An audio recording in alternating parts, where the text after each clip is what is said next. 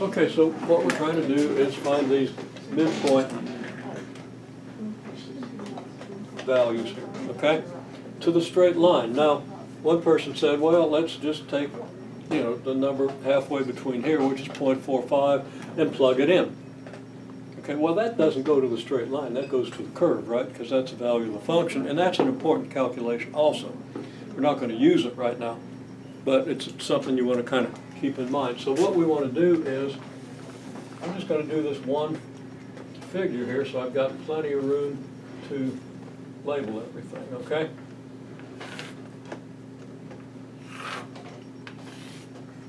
So I've got 1.14 here, 1.62 here, and I want to find this number, where this is the midpoint, implicitly the midpoint between these two x values, right? Okay, so one strategy, and I can sketch that strategy because the sketch is kind of relevant. Okay, so we have this midpoint here, and basically what you're saying is, what you're saying can be geometrically interpreted as saying, okay, there's a triangle here, right? Okay? And here's the rise and here's the run. So here's a rise and here's a run. Now there's another triangle, of course, right here. I'm paraphrasing the strategy you gave because I'm going to end up subtracting just because of the way I drew the trapezoids, or the triangles. But this is going to be half the rise and this is going to be half the run, right? So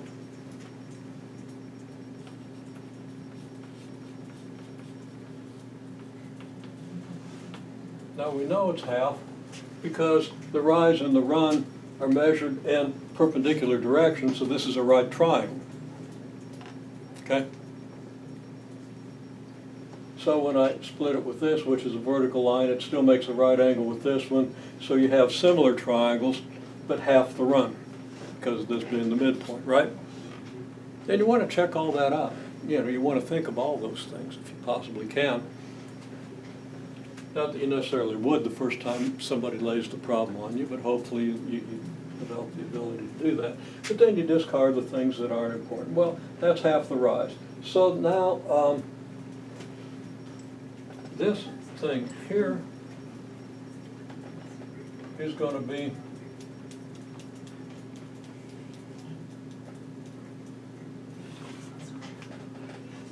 we have this.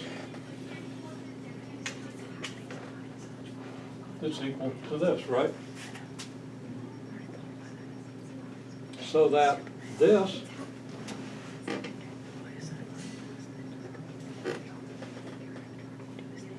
here is this minus half the rise, right? Okay? So if we put the numbers in, the rise, and this is supposed to actually be 1.15. Somebody admitted to misleading the rest of us. Innocently. Okay? Pled for our mercy, we granted it, it was okay. Okay, so the rise here is, well, it's this minus this, which is 1.47, right?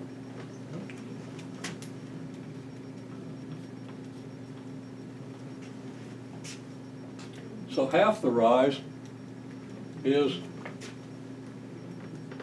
I think the rise is just plain 0.47, not 1. it's just 0.47, you're right.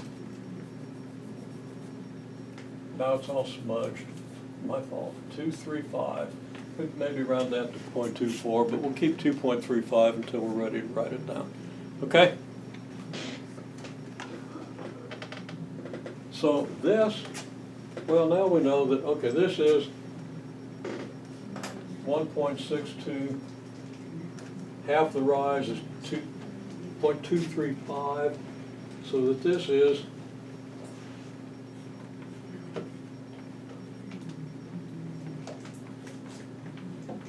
this minus this, right?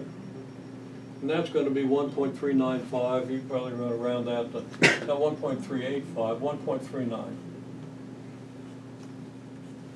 which will be plus or minus 100th if I did it right from what you got.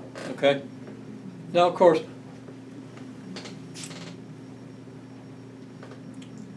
Nathan took half of this difference and added it to 1.15, but you have the same explanation, right?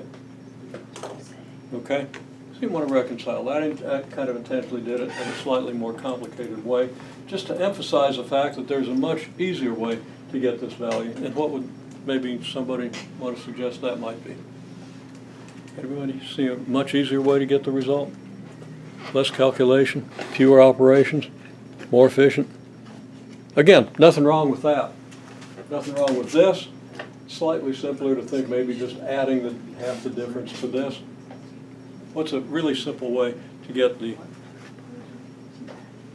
midpoint altitude?